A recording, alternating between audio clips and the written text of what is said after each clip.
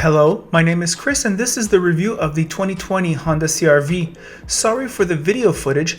Every day has intense cloud cover with cold weather and it is difficult to get good footage. It is very dark out. Obviously, I keep plowing forward. In the province of Quebec where I live in Canada, the CR-V is a popular vehicle and people here buy CR-Vs, keep them 10-15 years, then buy another one. The satisfaction rate is very high.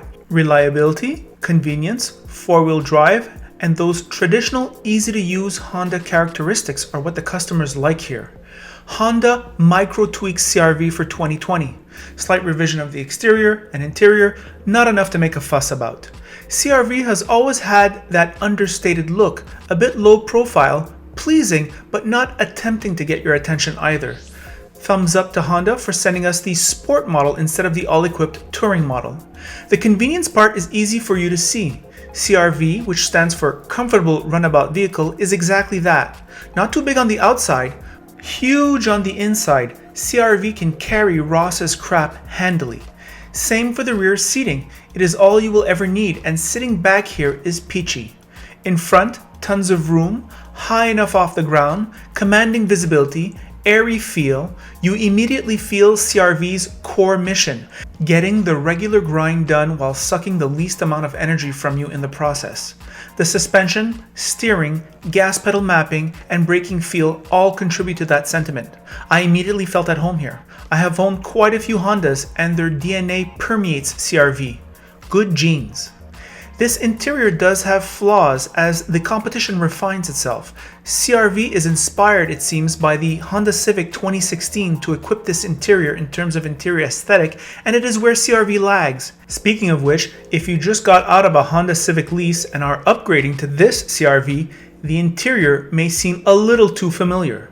Although seat comfort is Honda awesome and the steering wheel is a joy to hold, the infotainment is old school and the steering wheel controls are ancient.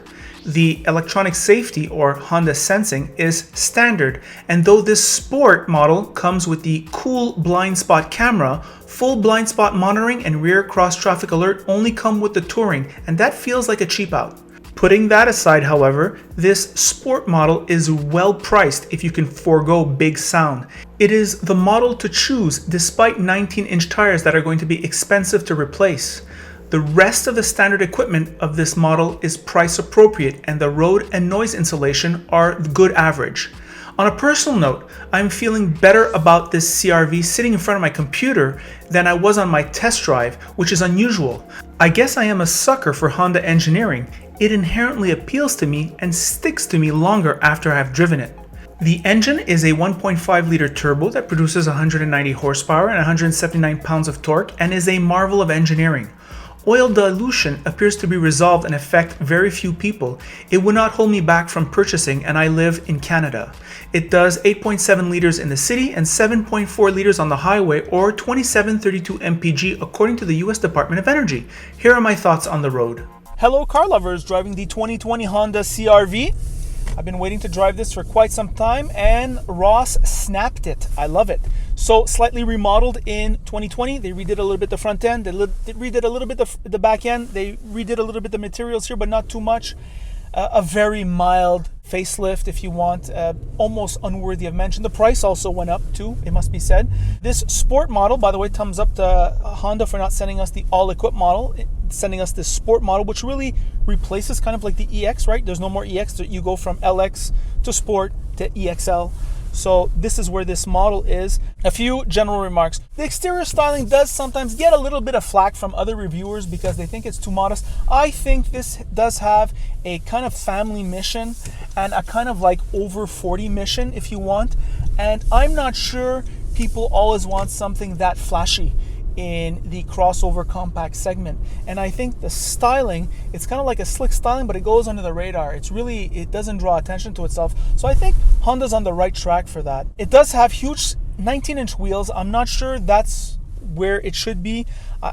These are going to be very expensive to replace once they're due to be changed. And you have to remember, in Canada, we have to change the winter tires, we have to change the summer tires. It's a mess, right? On the inside now, this is where Honda is extremely strong. This Honda packaging, that is to say, the way they manage the interior space is incredible. In front, plenty of room. In back, tons of room. In the trunk, tons of room. All that's missing in back is the magic seats to make it even more convenient. In fact, that would be something that Honda should put on this thing. The doors that open super wide, the visibility that's amazing. Very good Honda on that level. In this lower trim model, you do get a sunroof, you do get a nice leather steering wheel, you do get these leathery or leather, I'm not sure if they're leather or fake leather seats with this tissue in the middle. Very comfortable, high level comfort.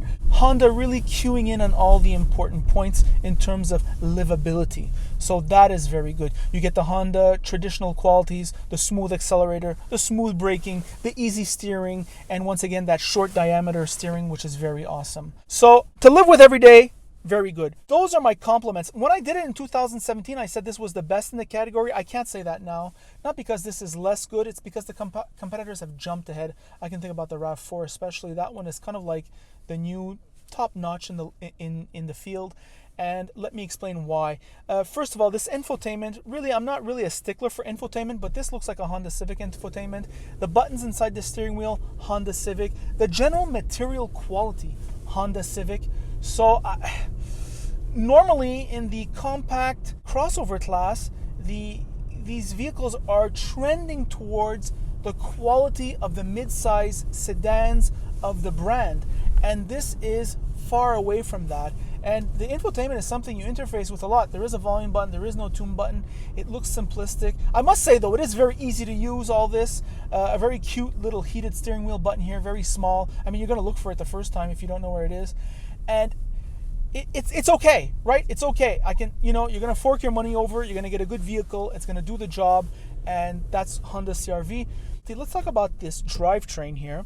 CVT, 4-cylinder turbo with the 1.5 liter, which had an oil dilution problem.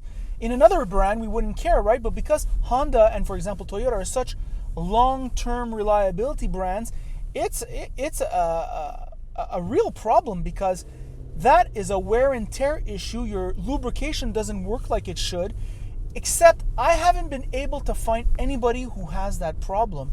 And I've heard about it online. I've seen reviews about it on YouTube. However, when it comes to the real world, I can't find a CR-V owner whose CR-V takes time to heat up. I can't find a CR-V owner who's had problems with that.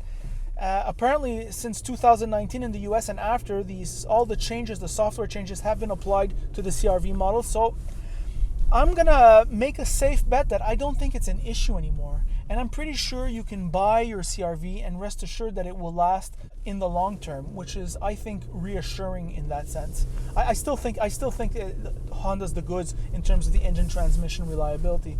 So definitely a top 3 or top 4. Highly recommendable on the lease. Highly recommendable on the purchase. Great resale value. And those are my thoughts. By the way, if you like this video, like it. If you don't like it, don't like it. And if you really like it, well, then you should subscribe, obviously. And if you really like it, if you have a hard-on for my videos and you think, I can't get enough of Christopher car reviews, well, you can go on Instagram, and now I post pictures of the vehicles I'm going to review. So it's kind of like a primer to the videos that are coming out. And you can use it as a reminder. It's like a more agreeable notification. You can click the notification for YouTube, but that just pisses me off. You get full of notifications. Well, it just comes on your feed of Instagram, and you're going to know when the next vehicle is coming out. And by the way, that is the review.